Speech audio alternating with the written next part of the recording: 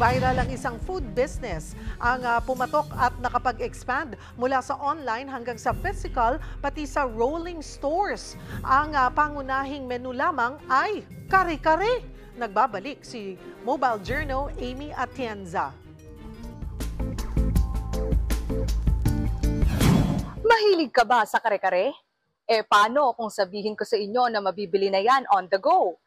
Tara na't mag-food trip sa kare-kare on wheels.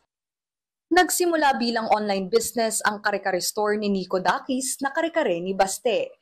Dahil sa success nito, nagkaroon pa ito ng physical stores. At nitong 2021, naisipan na niyang magkaroon na rin ng rolling store. Sa ngayon po, meron na kaming tatlong physical stores. May mga main branches kami, tatlong stores na siya. Tapos kaya nga sinabi ko kanina, nakaka-8 rolling store na po yung nag-ooperate sa amin. Meron sa Sampaloc, Malabon, Navotas at ang bago nilang bukas na store sa Padre Rada sa Tondo. Nagsisimula ang pagbebenta ng kare-kare ng 9 a.m. hanggang 1 p.m. para sa lunch at babalik sila ng 5 p.m. hanggang 8 p.m. para sa dinner. At sa bawat pagbebenta nila, napapalaban daw talaga sila.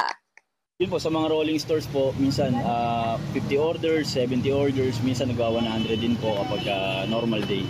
Best sellers daw nila ang may halong tuwalya at balat sa halagang 100 pesos. Kung nakaluwag-luwag ka, may overload kare-kare na aabot sa 200 pesos lang. Secret recipe to success ni Nico ang pagbabantay sa kalidad ng kare-kare. Yun ang mahirap kasi yung quality kung paano mo siya i-maintain.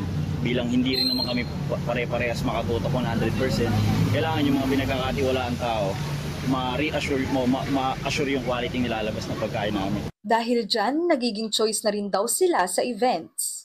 Usually sa mga binyagan po, every Sunday may mga nagki-cater, may mga nag-i-inquire. Consistency is the key, ika nga nila.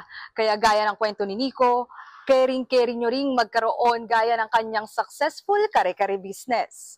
Mobile Journal, Amy Atienza po, hatid ang muka ng balita.